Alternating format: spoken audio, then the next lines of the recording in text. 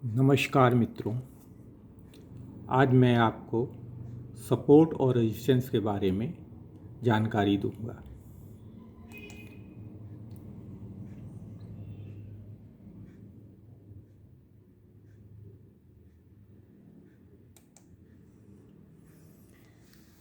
Support और resistance को समझने के लिए हम एक उदाहरण ले सकते हैं कमरे का। कमरे में अगर कोई बॉल उछाली जाती है तो मैक्सिमम वो कहाँ तक जा सकती है? छत तक। इसी प्रकार छत से टकराने के बाद मैक्सिमम नीचे कहाँ तक जा सकती है? सपोर्ट तक। यानी कि फर्श सपोर्ट का काम कर रही है और छत रेजिस्टेंस का काम कर रही है।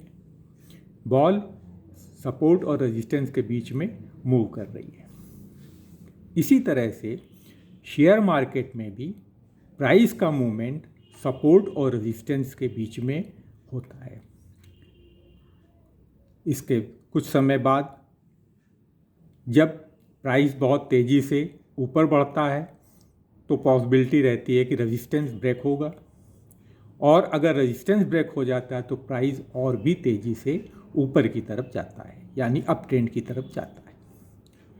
इसी तरह से अगर सपोर्ट ब्रेक होता है तो प्राइस के नीचे यानी कि डाउन ट्रेंड की तरफ जाने की संभावना रहती है।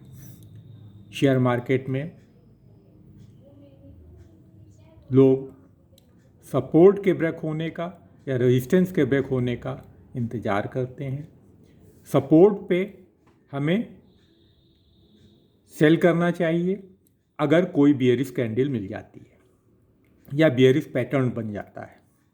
रेजिस्टेंस पे हमको रेजिस्टेंस के ब्रेक होने पे हमको बाई करना चाहिए अगर हमको कोई बुलिश कैंडल मिल जाती है।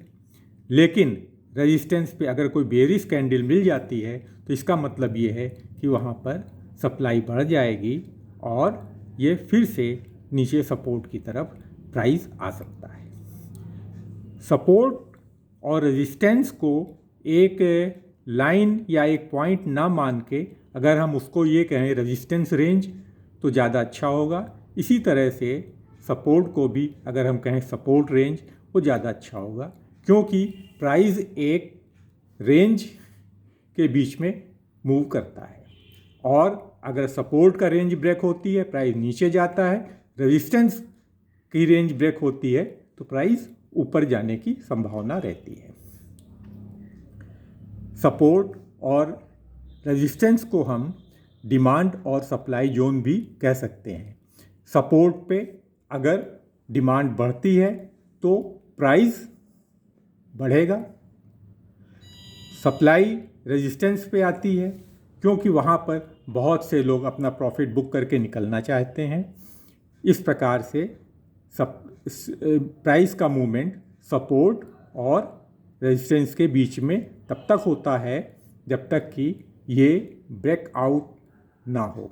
रेजिस्टेंस का ब्रेकआउट होगा, ऊपर की तरफ जाने की संभावना, और जब एक बार ब्रेकआउट हो जाता है तो एक नया रेजिस्टेंस ऊपर होता है। ये जो प्रेजेंट में रेजिस्टेंस था ये अब सपोर्ट की तरह काम करेगा।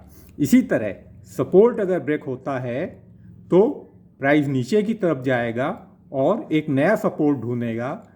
जो पहले का सपोर्ट था वो अब रेजिस्टेंस का काम करेगा। इस तरह से बेसिक नॉलेज मैंने आपको सपोर्ट और रेजिस्टेंस के बारे में दी है। अब इसको हम एक चार्ट के द्वारा समझ सकते हैं। अब इसमें जैसे आप देख रहे हैं ऊपर वाले चार्ट में रेजिस्टेंस का ब्रेकआउट हुआ है और प्राइस के ऊपर जाने की पॉसिबिलिटी है और वो एक नया रेजिस्टेंस खोजेगा। इसी तरह से प्राइस जब नीचे की तरफ सपोर्ट को ब्रेक करता है तो नीचे की तरफ नया सपोर्ट खोजेगा। इस प्रकार से सपोर्ट और रेजिस्टेंस के बीच में क्या मूवमेंट होता है इसकी हम स्टडी फिर आगे करेंगे। धन्यवाद।